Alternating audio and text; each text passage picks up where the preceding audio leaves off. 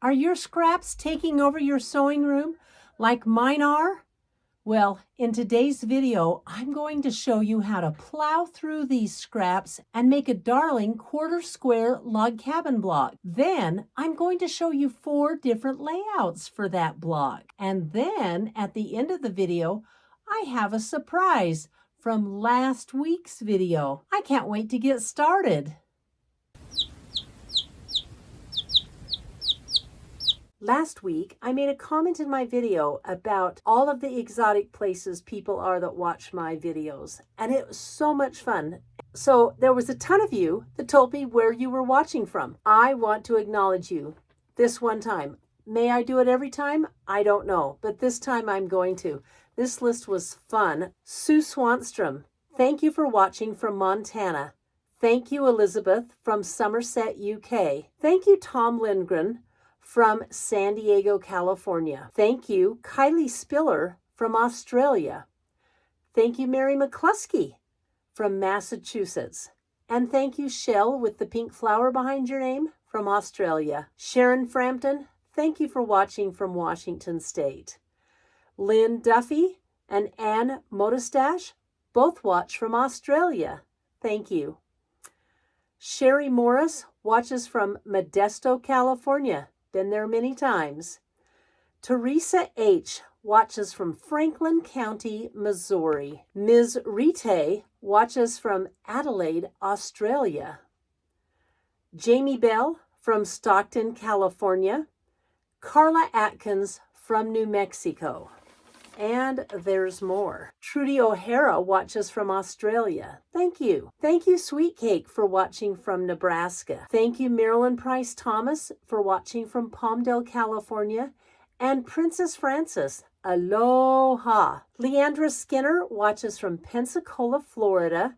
Heather Mall from Victoria, BC. By the way, I was just there in June for 3 days. Absolutely love it. Deanne Hansen watches from Spring Hill, Florida. Brenda Donahoe watches from Ireland. Suna Divicia Mikano, sorry for chopping up your name, watches from Malaysia. Oh my goodness. Alexandra Burns from sunny Scotland. And Connie Sories from California. Lisa Snyder watches from Houston, Texas. Kathleen Thorold from Toronto, California. Front Office Ed watches from exotic Canada. Rebecca Inlow from the PNW. That's the Pacific Northwest, which I'm part of. Susan Young watches from Idaho, but was formerly from Stockton, California. Then Fancy D66, thank you for watching from Davao in the Philippines. Thank you, everybody. I really appreciate your loyalty to my channel and your comments. It makes my day. Rose Andrus, thank you so much for the super thanks. I got it and appreciate you. And then there are several who've bought me cups of herb tea that I'd like to acknowledge. Meg Murray, thank you. I definitely can use those to relax. Dee from Florida, thank you. I love that you love watching, and thank you for your 5 cups of herb tea. Marissa Napote, I hope I pronounced your name right. I'm so glad you like my tutorials. Thank you for the herb tea and for watching. Someone, I appreciate you, whoever you are. Oh, you're someone. Thank you for the 3 cups of herb tea. I have a couple of announcements. First, my new website is up and fully operational. It's www.sisterchicksquilting.com.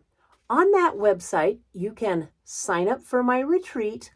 Oh, and there's 5 spaces left. My retreat is going to be in 2024 at the end of next April, and there's full details on my website about my retreat. Thank you for those of you who are filling out online forms to have your quilts quilted and shipping them off to me.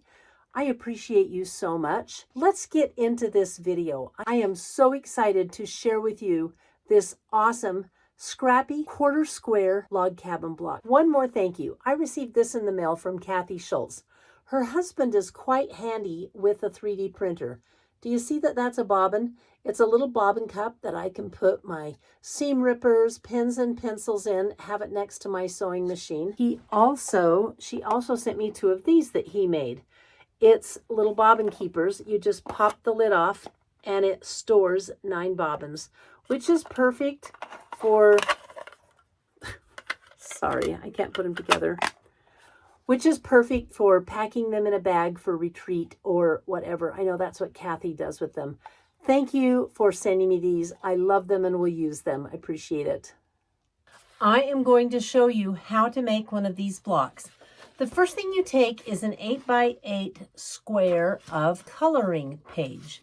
However, if you notice, mine isn't square. That's because when you tear it out, it kind of goes ski-wampus. My solution to that is just to start from this side or this side. Then I'm just going to lay my last piece right next to it on this line, and it'll come off anyway, so it doesn't matter. I've picked out some fabrics that I can use already. The first thing I'm going to do is place in the corner a red square, and the square is 2.5 inches by 2.5 inches. And I'm going to pin it in just on the first time because it can get a little slippery. I'm going to put this little blue strip on first. Always right sides together. See how I've done that? Now I have my stitch length set at 1. You want a tight stitch length. Are you able to see the tight stitch length? That is going to help us when we take the paper off. So I'm going to go to the ironing table and I'm just going to press this back and it looks like that. Then I want a piece to go across the top. I'm going to cut off the bottom because I want the bicycle to be right in the middle. Now, you don't have to fussy cut. I just like to. And I'm going to put these pieces right here, right sides facing, right sides. I'm going to fold it over. Oh my, that's cute. Look at that. A little bit of the Eiffel Tower and the bicyclist with a little sign that says Metro. I think that's adorable. I want a strip that goes down the next side because this is Log Cabin. You know what I think would be funny? Is this croissant. You know why I think it was funny? This croissant is next to the Eiffel Tower. Isn't that very French? Okay, so I'm silly. Let me iron that down and we'll cut the tail off so it's a little easier to manage. I have 2 light colors, so I'm ready for a darker color. Do I want a yellow? How about a green? I'll take this green piece, lay it right sides together on top of the little Paris scene and the croissant and sew it down.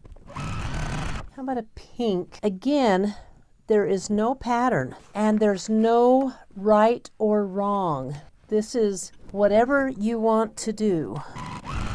But I will take this tail off so it's easier to work with. But an orange would look good. Now I can do spider webs. I think I'll do spider webs. These are fun. So I'll put those guys right sides together and sew some spider webs on. Press this down. It is time for a blue. So I'm going to sew this whole big blue strip on, and you'll see why in just a minute. Now I'm going to fold it over and press it. Just like paper piecing, I'm going to fold the paper underneath like so, flip this over, and I'm going to trim it right here.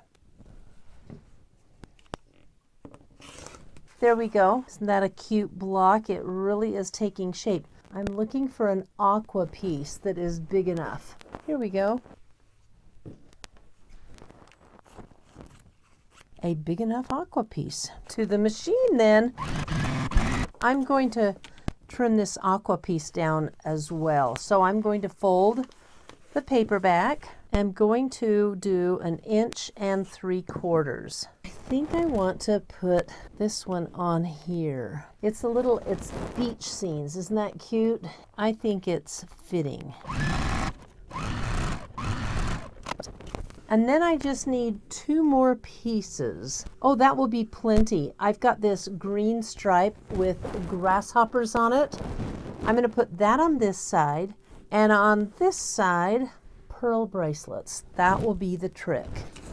Here goes. And then my grasshopper on the last piece. Okay, let me get all of this out of the way. Now, what I'm going to do before I trim this down is spray starch it, because I like these blocks to be nice and stiff. Nice dose of starch on that.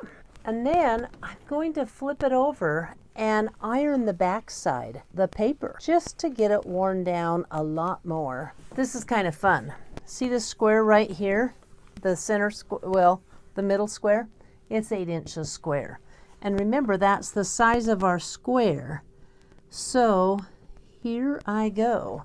I am going to trim this block up to be 8 inches square.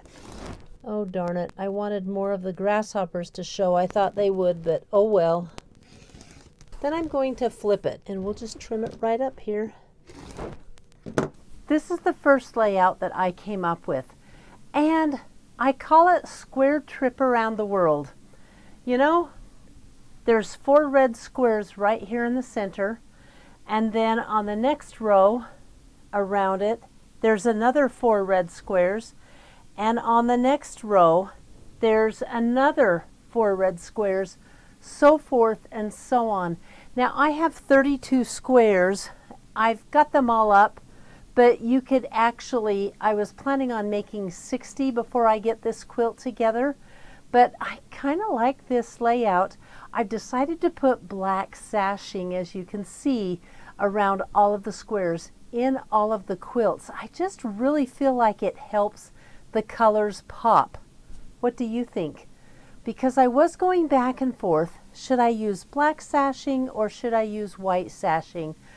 I polled a bunch of my quilting buddies and the majority said black. There were only 2 that came up with white. So black it is. I think it's quite bold, and I like the colors that I'm seeing on this. It's so much fun to see this quilt put together. I haven't decided which of the 4 I'm going to use on my quilt, but I will. Enjoy. This is your classic on point layout. This is what I had in mind when I started this project. But I don't know, I'm going to play around with the layout, and I may choose something that's really cool that I've never thought of doing before. But as you can see, all of the red squares are facing down. You know what I did on the bottom? You can actually see how it might look with the white sashing here on the bottom, where I don't have sashing strips. And you know, it gives the quilt a whole different look, doesn't it? It's kind of brighter. I'm going to have to stare at this picture for a while, because when I saw this, I thought, maybe I should consider white sashing. I don't know. My sashing is 1.5 inch strips, by the way. The 1.5 inch strips for the sashing and the 2.5 inch red squares for the point of the log cabin block are the only thing that's measured in this quilt. Well, except that they're all trimmed to 8 inches square. So I really do like the look of this quilt. And I really like the look of the white sashing down at the bottom. In fact, that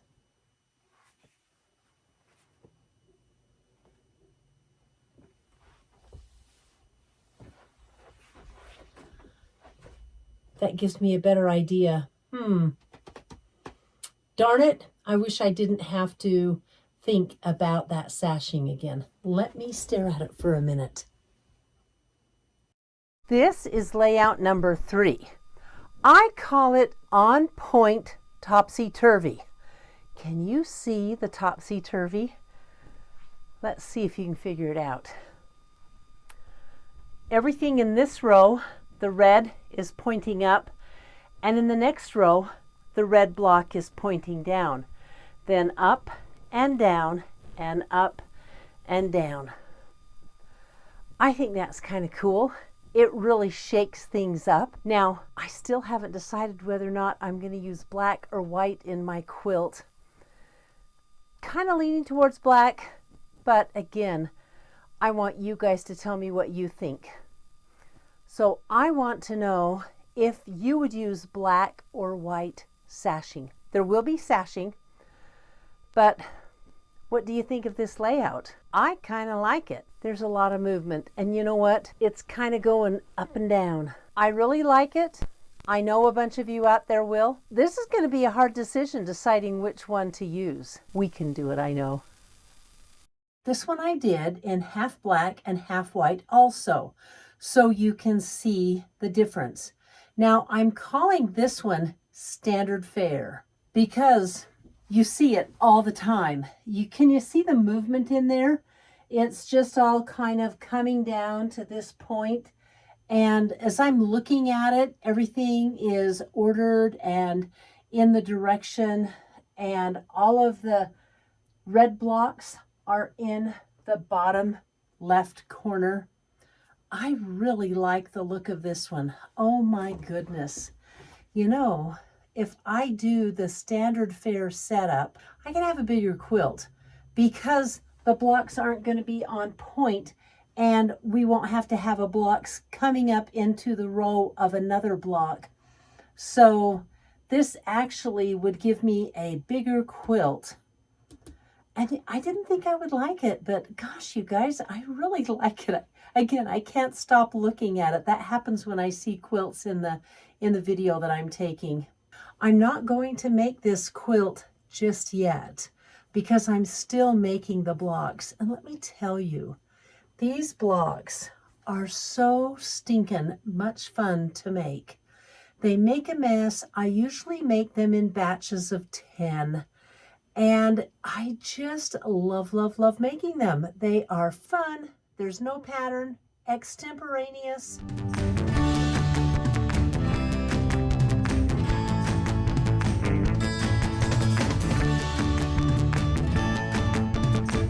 I'm going to briefly talk to you about prepping your quilt for the long arm quilter, because we long arm quilters love it when quilts come in prepped. And this is to do with the backing. Now, most of us sew the backing together on the selvage ends, and it's usually the length of the quilt. This quilt is 85 inches, so I have about 93 inches of fabric times 2. So there's a big seam right down the middle. And I didn't take time to cut the selvages off. Instead, I quickly clipped them after I had sewn it together, about every 1.5 inches. That is going to cut a lot of that tension that you're going to get. Most long armors, depending on the design, are going to run your quilt from top to bottom. We're going to do that because it's directional, or the pattern's directional, or both. So either the quilt is directional, the backing is directional, or the pattern is directional, or all three. It can be all three on a quilt, and you don't have a choice how you run it. I wanted to do this fast, so it makes sense if you run it sideways or from selvage to selvage, so that the 85 inches is going the length. Whoops, I hit my camera. So that the 85 inches is going the length of the machine, it would go faster because you don't have to stop and turn the quilt so often because you have a longer row. I chose the design specifically that can go either way. I hope you can see this design. It's a spider web, and it's a spider web that is very simple in design. But it doesn't matter if it's this way or this way or this way, it's still going to show as a spider web. So number one, I chose a design that way, and I have a non-directional backing fabric, and I have a non-directional top fabric.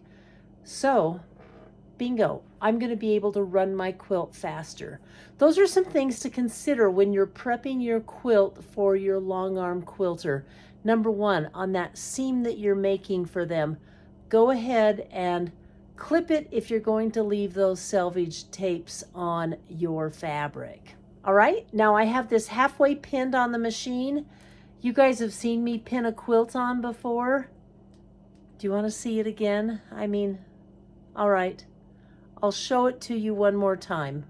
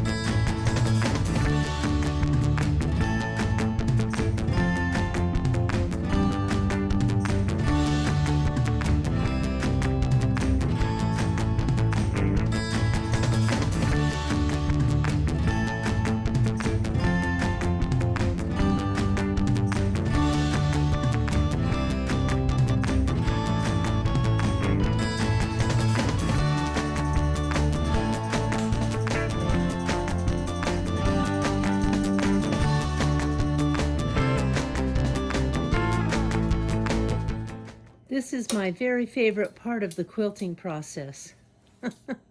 When it's all done and I get to take it off. I'm just going to unpin it, and then I'm going to be showing you before I show anybody else.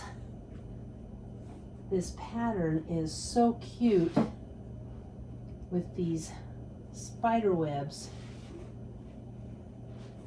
And it's a great spiderweb pattern because it's light. I mean, there's plenty of quilting on it, but it's not really dense. So let's take a look at this.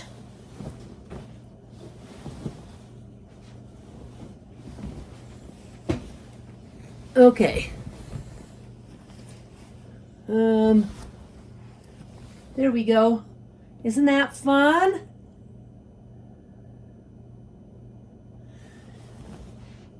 I don't think I'm going to bind it for the video. I just don't have it in me. But this is the binding. So as you can imagine, it's going to be adorable and sweet since all this candy corn's on it. It has been a day. I planned on getting this quilt done last night, then I fell asleep, then early this morning, and it's just been a day. We're gonna leave it at that, but it's done. This is the back. I think this is a much better back than it is a border. And then again, I'm gonna hold it up so you can see it. And there's my white border, so my squares are floating. Great idea. All of you YouTube viewers that came up with it, I really appreciate it. I had a blast making my Scrappy quarter log cabin blocks. And they're freeform, remember? No pattern required except for this measurement, 2.5 inches, and the 8 inches square. I have 4 different layouts that I showed you, and my name for my first layout, I'm going to change to Trip Around the Cabin, because it was a giant log cabin with a trip around. Then I did the on point, the topsy-turvy on point, and last but not least, standard fare. And I don't know which one I'm going to make, but you know what I'm leaning towards? I'm leaning towards standard fare. Something about that just grabbed me. I can't believe it, but that's what I'm leaning towards. Thank you for taking your time to watch my channel on YouTube. I know there's a lot of other things that you could do besides watch my videos, so I want you to know how much I appreciate you watching them. And if you're learning something from them or you think my videos are valuable, I would love a subscribe and a share it with your friends. You have a great week, and I'm going to see you next weekend with another fun project. Bye.